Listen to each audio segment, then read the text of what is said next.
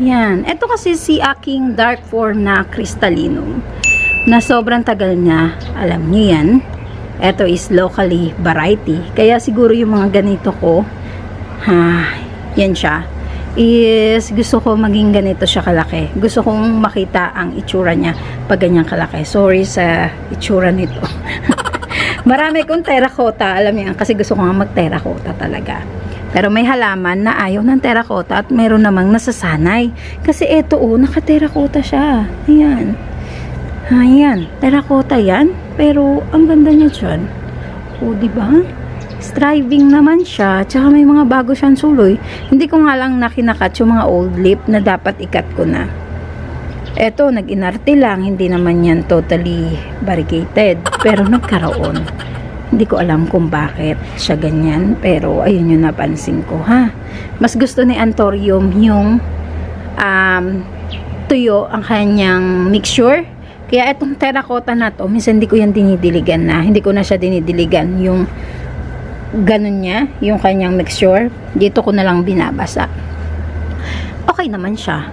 Pero eto, nung mga nilagay ko sa terracotta, hindi talaga siya naging okay. Doon ko siya nilagay. Kaya so, tinanggal ko. Gumawa ko ng another pot. Inayos ko yung draining ng pot. Yan, naging okay siya. And then, ayan, yung ating mga tree fern.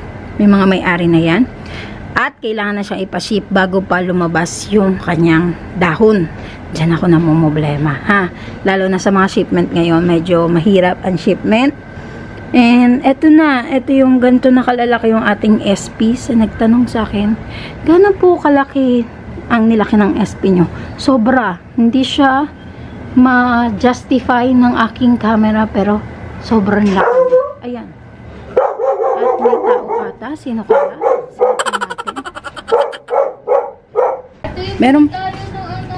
Meron pa pala ng ano na naman. Meron pa pala ako dito. Ayan.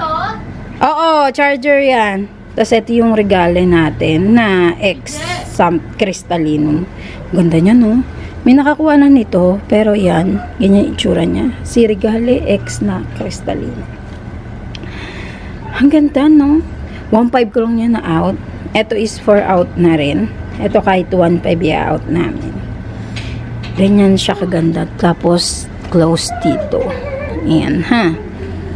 Tapos, ayan yung iba. Inaayos-ayos ko na lang dito para mas maayos. Kasi si Dave, gusto niyang bumili ng fountain na malaki pa sa bahay namin. Joke lang. Dito namin balak ilagay. Kaya tinanggal ko dun yung yung patungan ng mga halaman. Kasi nga, aayusin. Gusto ni Dave tong pot na to sa kanya. Tong space na yan. At sabi ko, pwede ba lagyan nating tree fern? Ayun, mga tree fern. Sabi niya, okay. So, basta isa dyan, magkakaroon ng fountain dyan. Bibigay ko yung spot na yan. Kay Dave, bibigay ko yung spot. Pasensya na kayo at makalat dito.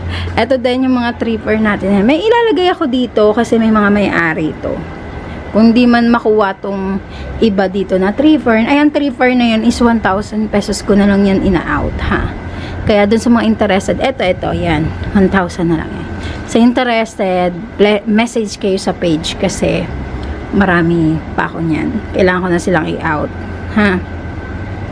And eto, may-ari na to kay Sir Jigs. At eto yung ibang pour out natin. Eto si Papi. Yan, Papi X Luxurian to. Galing to kay Malu. Ina-out na lang namin yan ng 1.5. Kung hindi man siya ma-out, it's okay. Save ko na. Tapos eto yung galing sa buto. Marami ko nito. Yung iba nasa parking. Pero dito nilagay ko kasi tinatry ko siya ngayon na lagyan ng konting araw kasi sa parking medyo kulob. Pag daw kasi medyo naarawan, mas lalabas yung yung kanyang silver. Yan. Pero nakapapansin ko nga lumalabas na siya ngayon na medyo, ayan yung araw ngayon, morning sunlight. Lumalabas yung kanyang silver lane dyan. Tapos nagiging dark siya. Kasi tutuusin, from seed to, ha? Ito is si Bessie na X na Krista. Tapos ito yung si Sarah. Tapos si Hope Money. Si Hope Money ay. something. Tapos ayun yung ating Luxurian, si Clary, tsaka ito yung mga foliage na lusaw. Ayun, marami pa yan nasa parking. Tinatry ko ngayon i-survive tong tatlo dito kung masosurvive. Pero sa interested, sobrang mura na lang ng out ko dito. Meron pa ako yan, kaya comment kayo sa ating page sa mga interested, kasi ang bigay ko na lang dito is 850. High-end yan. Sa Indonesia, ang bentahan niya mga ganyan 2.5. Pero ayan, kasi nga dito naman locally grown. Kaya ayan. Lalo na ito, ang ganda nito. Ha? At ang kaibahan dito ngayon sa ating fern wall, fern area, naglagay ako ng another fern dito. Ayan, pansin nyo. Kasi parang sabi, may nag-comment, parang kulang ma'am yung fern mo sa mga gilid. Patunayan mo na ano, i-claim mo na fern garden yung bahay mo, which is naisip ko. Pero that time kasi talaga gusto ko fern din naman talaga lahat yan. Sabi ko, gusto ko lahat fern. So, nilagyan ko niyan. Ayun is tumubo na. Matagal-tagal din ako bago nagkaroon ng update dito eh. Kaya yan. Ha? At ganito na siya oh. O, diba ang ganda? Nabibigyan niya talaga ako ng ganda talaga ng bahay. Siya lang maganda sa bahay ko. At eto, sobra. O, tingnan mo naman pag nasa ilalim, para kang may may design dyan na nakakulob sa'yo. Gustong-gusto ko talaga to. Grabe. Eto, ayan siya. May bago ulit siyang papalabas. Halos lahat sila is may bagong lumalabas. Ayan din. Anong lumalabas? Basta yan doon. Ang putol, ang dilig niya is laging katawan. Ha? Ang dilig ko rito is morning at midnight. Bakit midnight? Kasi yun lang kasi yung chance na malakas yung tubig namin. Bakit morning? Para may laban siya sa init. Feeling ko lang. Pero maganda talaga siya. Doon lumabas yung mga bagong dahon niya. Nung ganun yung ginagawa ko. Ha? Ito kasi is tutok sa araw. O, ayan. Imagine niyo morning sunlight pa yan ha. Parang wala naman talaga akong net. Although may net ako, pero yan, tagos-tagos yan. So, morning ngayon, mamaya lalo, mga bandang 11-12 yan na, sobrang init na niya. Pero, napansin ko kay Tripper, mas gusto niya ang init. Tignan nyo, pag pinaghalo mo sa kanya yung init tsaka tubig, perfect. Yun na siya. Yun na lalabas yung mga bagong dahon niya. Ayan. Ayan. Ayun kasi old leaf naman na, kaya consider na yan na talaga mawawala na to. Pero, ayun yung mga bago niyang papalabas. Diba? Lalaki. Ito kasi malaki katawan. Kaya, okay lang yan. Huwag niyo basta malaki katawan ng tree fern. Malaki ang mga dahon na ilalabas niyan. Na-excite ako dito na matabunan ako ng tree fern. Lalo na pag magsa-summer season. Check ko kung ano yung magiging labas ng halaman ko. Ha? At ito yung ating syngonium. Ayan, variegated. Trinay ko siyang pagapangin mismo sa katawan ni tree fern. Okay naman siya. Okay. Naglagay din nga pala ako ng tree fern dito sa taas, dun sa nagtanong. Ayan, eto si tree fern. Okay naman din siya, bagong dahon. Ang ganda lang.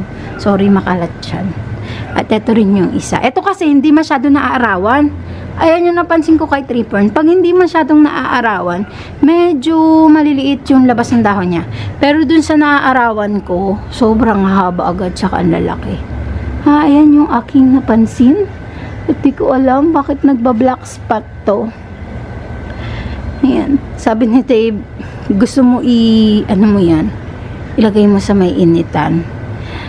Checking ko pa siya kasi may mga bago naman siyang pasuloy. Doon siguro tayo babawi sa mga bago niyang suloy. Kahit maliit siya, parang okay lang din kasi etong area na to kailangan merong tree fern dyan. Ito kasi nagkaroon siya ng design na ganyan, kaya yan na lang din nagbalance nung design ng tree fern. At ito naman tayo. Ayan. Ayan, sa inyong lahat, sobrang thank you. Yung medyo update dito sa ating garden. At sa mga interested, message kayo sa page. Mas marami pa tayong mapapakitang dyan, mga anthurium. Dito ko ngayon is mapagmamalaki ko na yung mga anthurium, pwede nang i-out. Lalo na yung mga from seed, pwede na rin siyang i-out. message lang kayo sa page. Kaya sa inyo lahat, God bless, stay safe, at see you po sa ating next video.